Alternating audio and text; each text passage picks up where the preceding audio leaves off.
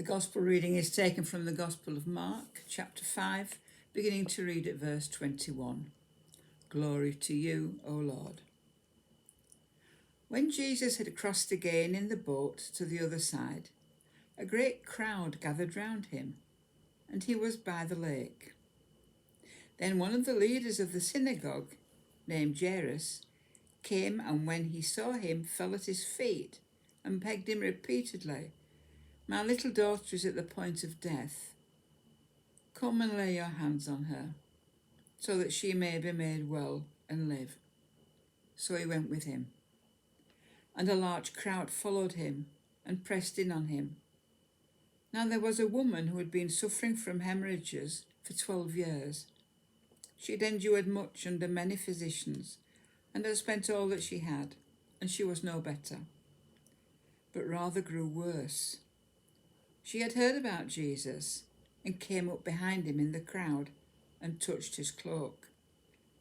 For she said, "If I but touch his clothes, I will be made well." Immediately her hemorrhaging stopped, and she felt in her body that she was healed of her disease. Immediately aware that power had gone forth from him, Jesus turned round and about in the crowd and said, "Who touched my clothes?" And his disciples said to him, "You see the crowd pressing in on you. How can you say, 'Who touched me?'" He looked all round to see who had done it. But the woman, knowing what had happened to her, came in fear and trembling, fell down before him, and told him the whole truth.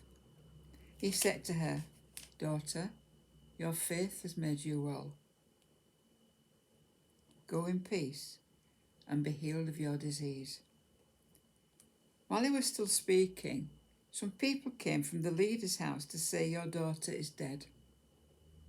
Why trouble the teacher any further?" But overhearing what they had said, Jesus said to the leader of the synagogue, "Do not fear, only believe."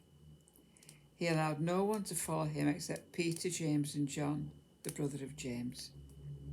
When they came to the house of the leader of the synagogue, he saw a commotion, people weeping and wailing loudly. When he had entered, he said to them, "Why do you make a commotion and weep? The child is not dead, but sleeping." And they laughed at him. Then he put them all outside and took the child's father and mother and those who were with him and went in where the child was. He took her by the hand and said to her, "Talitha cum," which means, "Little girl, get up." And immediately the girl got up and began to walk about. She was 12 years of age. At this they were overcome with amazement.